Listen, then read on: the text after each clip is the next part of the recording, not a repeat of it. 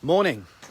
Talking this morning about the curious case of boredom eating. And if you stick around to the end and you want my free training on making a start with snacking, boredom eating, one little habit that you can actually stick to, then just comment below with snacking habit, and I'll send that over to you at the end. Anyway, so quick one today about boredom eating. So it's a really interesting one, and I'll be lying if I say that I haven't eaten when I'm bored, and I could go into this in a bit more detail in terms of emotional eating.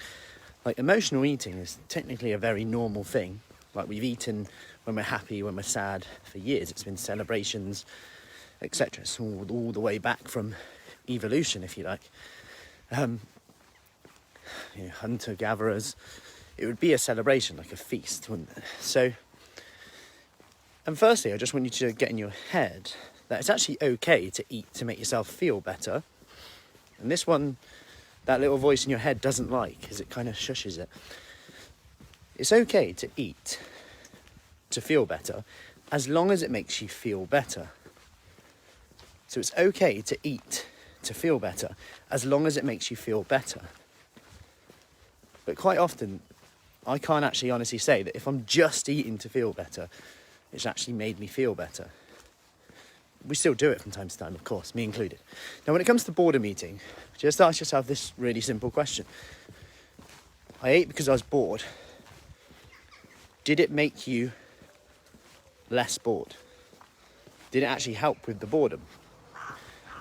And the answer is often no. I was actually no less bored than I was before. And I just want you to sit and think on that in terms of, if you think about what we've done an action to change the way we feel. We've done an action to change the way we feel. But it hasn't actually given us the outcome that we wanted. But we've done it anyway. And we might be so trained in this pattern that we do it without even thinking about it. I'm bored, so I might as well eat. But after eating, I'm still bored. So it hasn't actually did what it said on the tin, but I still keep buying it. I still do it. I'm still doing it over and over again because that habit's so ingrained. And I get it. Habits are hard to change. These things are. But just being aware of them is that first step. And I'm not, in this few-minute video, I'm not going to change your life in this few minutes. It's just impossible to do that. Any bit of information isn't going to do it. You have to act on it. And that's why we do what we do. That's why we have our high levels of accountability to help you do that. Because the more you think about this stuff, the better you get at doing it. And it's not about never boredom eating again. Like, I still boredom eat from time to time. But what it is about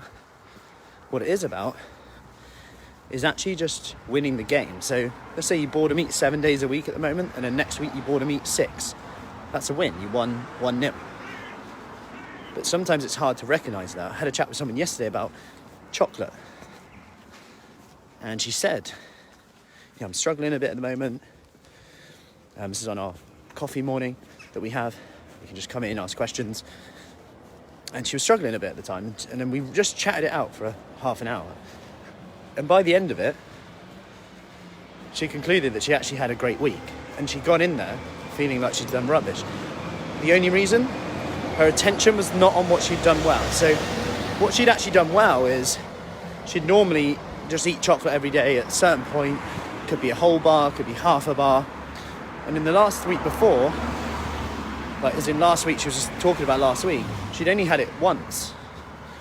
And she's like, I just didn't really want it, really. I just felt okay. And whether that's the endorphins from exercising, the accountability, who knows? But she was still going, she still said, I'm a chocoholic, it's going to be hard. She was looking at the journey ahead, thinking, this is going to be hard. Forgetting that she just labelled herself a chocoholic and she'd had chocolate once last week. So just think how powerful that is. She'd had chocolate once last week and she'd labelled herself as a chocoholic. So I said to her, would a chocoholic have chocolate once a week? She's like, probably not, no. So she'd labelled herself something, which then your brain will live up to. Even though there's no real evidence that she's a chocoholic. It's pretty much a sticker, a Velcro little sticker you can rip off at any time. Because those labels that we put on ourselves, I'm a boredom eater, I'm a chocoholic, they're probably more damaging than the things we do in itself. We live up to them. Anyway, I hope that helps. As I said, if you want that training about snacking that I went over, just comment with snacking habit below and I'll send that over to you. Have a lovely day. Not sure how long this weather's going to last. We are off for morning workouts, song challenges, muscle strengthening, tone and sculpt, Tai Chi. It's going to be a good day. I'll see you later. Take care.